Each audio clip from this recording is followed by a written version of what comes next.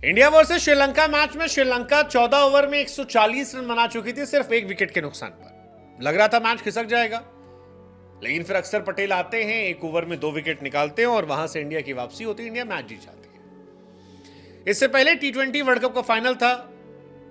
रोहित विराट ने शानदार शुरुआत करी, फिर रोहित शर्मा एक शॉट मारते हैं, कैच पकड़ ले आते हैं। ऋषभ पंत ताना टेढ़ा खेलते हैं, आउट हो जाते हैं। सूर्य कुमार यादव से उम्मीद लगाई ही थी कि वो भी विकेट गंवा देते हैं और इंडिया फंस जाती है। तब बापू आते हैं। विराट जब स्लो खेल रहे थे तब बापू तेज खेलते हैं, इंडिया के लिए मोमेंटम बनाते हैं और फिर कई अच्छे छक्के चौके दिखाकर आउट जाते हैं। इंडिया वो मैच वर्ल्ड कप का जीत जाती है। अब इन घटनाओं के बाद मेरे मन में सवाल यह आता है कि उस मैच में रोहित शर्मा कैप्टन के तौर पर जीते, विराट प्लेयर के तौर पर मैन ऑफ द मैच बने, बुमराह की चर्चा हुई, अर्शदीप की चर्चा हुई, हार्दिक की चर्चा हुई, आखिरी ओवर में सूर्या के कैच की चर्चा हुई, लेकिन बापू गुमनाम हो गए।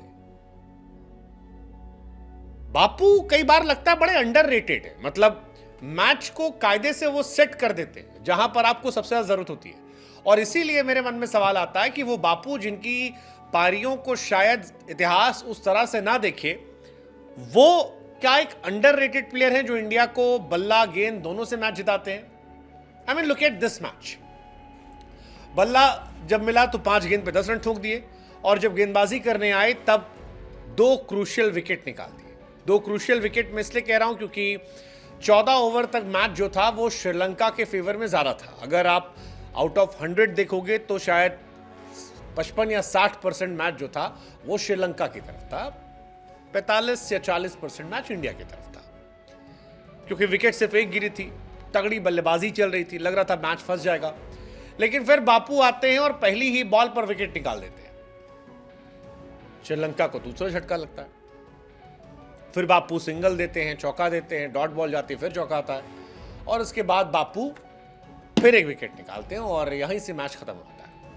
बापू ने 15वें ओवर में 9 रन देकर 2 विकेट निकाले और मैच इंडिया के नाम आ गया। ये इंपॉर्टेंट इसलिए है क्योंकि 14 ओवर में श्रीलंका 140 थी।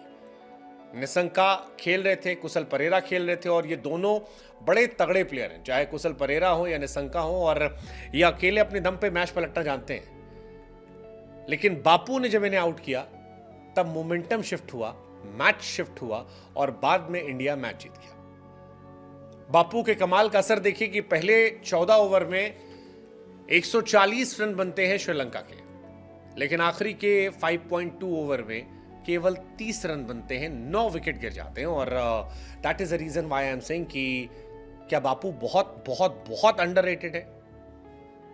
मतलब शायद बापू के इस मैच में गेंदबाजी के बारे में किसी को याद भी ना रहे। अगर आप स्कोर कार्ड देखेंगे तो शायद आपको समझ भी नहीं आएगा, लेकिन अगर आपने ये मैच देखा होगा तो आपको समझ में आएगा कि बापू की इस मैच में गेंदबाजी की भूमिका क्या थी। वैसे ही जैसे अगर आपने वर्ल्ड कप का फाइनल देखा होगा तो आपको अक्षर पटेल की बल्लेबाजी याद रहेगी। आपको याद रहेगा कि वो रन आउट ना हुए होते तो मतलब वो मैच भी अलग था। बापू उस दिन भी डिजर्व करते थे। शायद उनकी पारियां फ्लैम्बॉइंट वाली नहीं होती हैं, लेकिन इंपैक्ट वाली होती हैं, और दैट इज द रीजन शायद अक्षर पटेल मैच पलटवा देते हैं। That is the reason why Irfan Pathan said कि अक्षर Patels brilliant over turn the game for India, and that's true. वो जो 2 विकेट निकाले थे उसी ने सारा मैच पलट दिया। बाद में सूर्य कैप्टनसी खतरनाक थी, रियान पराग को लाना एक शानदार फैसला था जो सही गया, बट बापू का वो ओवर इंडिया को वापस गेम में लेकर आया। वो जो 60-40 चल रहा था उसको उल्टा कर दिया, इंडिया के लिए कर दिया, और पूरा मैच इंडिया के फेवर में हो गया। He is one of the most underrated player, most underrated player. मतलब इस तरह से अगर आप गेंदबाजी करते हैं या बल्लेबाजी करते हैं जो आपकी टीम को मैच जिताते तो फिर आप अद्भुत हैं। अक्षर पटेल ने बैट से भी इंपैक्ट छोड़ा है। अगर आप देखोगे तो 2023 में 190 रन बनाए, 157 का स्ट्राइक रेट था। 2024 में 102 रन बनाए। T20 वर्ल्ड कप में पाकिस्तान के सामने 18 पे 20, फाइनल में 31 पे 47। So he is brilliant, incredible player. और शायद यही वजह है कि अक्सर जैसे खिलाड़ी आपको भरोसा दिलाते हैं कि आप अच्छा कर सकते हैं। इंडिया ने श्रीलंका को हरा दिया, श्रीलंका चोक कर गई। लेट्स जस्ट होप कि अगला मैच भी हमारे नाम आए। बट बापू अगेन, क्या बहुत अंडररेटेड नहीं है?